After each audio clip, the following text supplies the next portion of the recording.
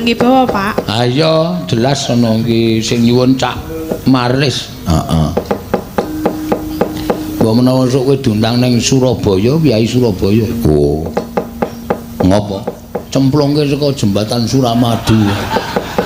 Kok cemplungke ngapa ora salah apa-apa kok cemplungke jembatan Suramadu.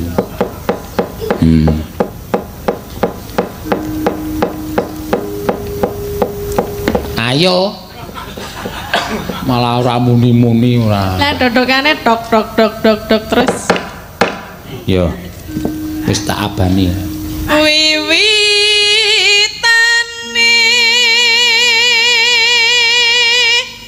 Anderek sang beke anderek sang beke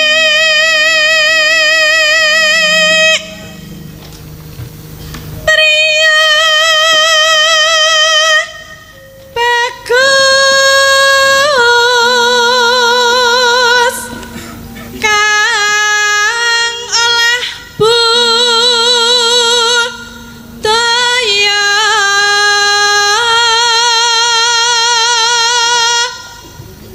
sapa mak drodot-drodot ngono.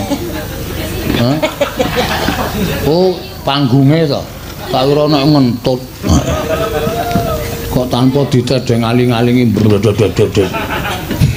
Ya ora ya mesti sinden iki mesti nganggo sopan santun gong ora kaya wiyaga.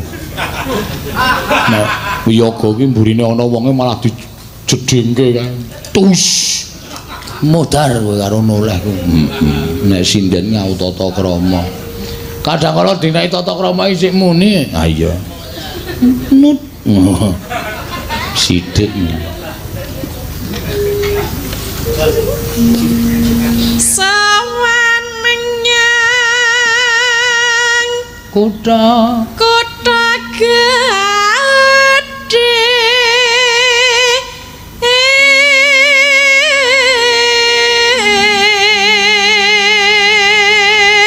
Bendara terus ka bendera terus ka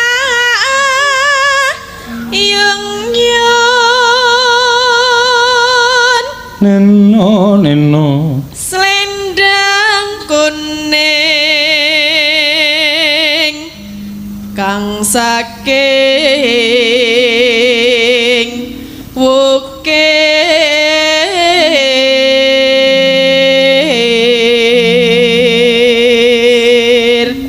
swara kurang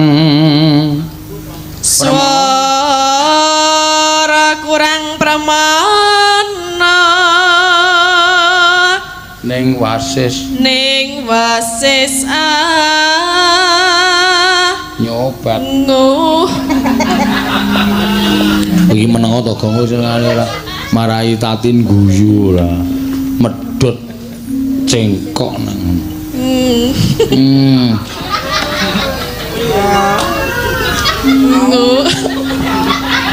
kowe iki ngapa emang au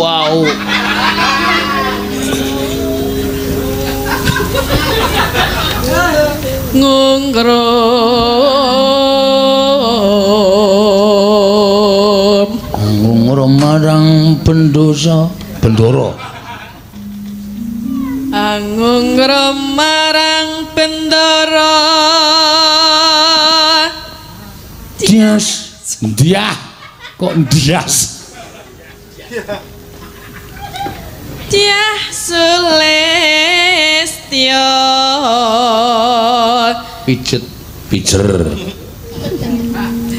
pijer ngincangake alis terus no sesidemen nang ning oh itu entek hah entek ya ini kontrek entek oh entek to ya ditibake monggo yo terus no sesidemen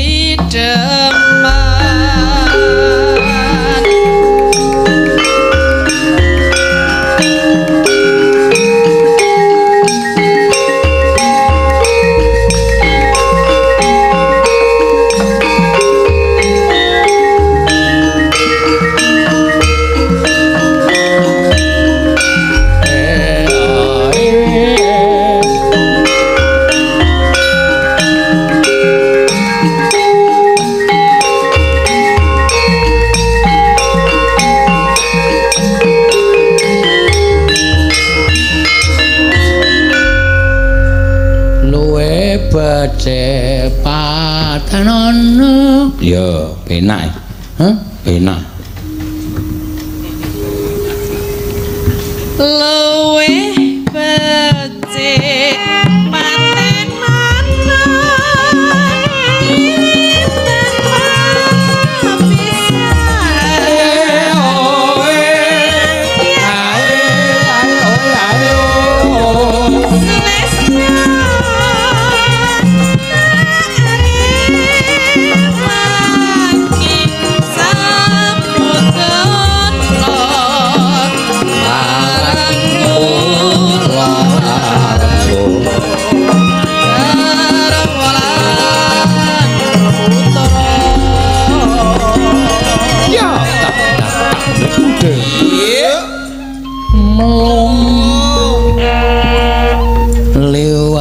Kincanging alismu.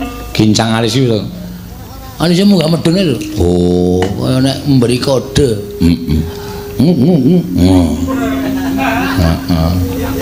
Kok kaya Doro? Kaya Doro. Doro kok ngu. Lah napa? Doro apa? Doro ki mbok ketekur, mbok ketekur. Ngono ta. Doro kok ana sing wedok ki ngono. Terus sing lanang mbok ketekur. Heeh. Apal aku kerep ngengu mbiyen. Oh, anggere sing lanang wis mlembung telihe nang arep gupon kae mbok ketekur. Sing wedok saka njero.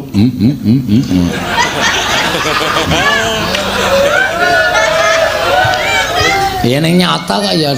Iya, sing tak omongke iki berdasarkan fakta. Iya, ya. Liwat kincanging alismu.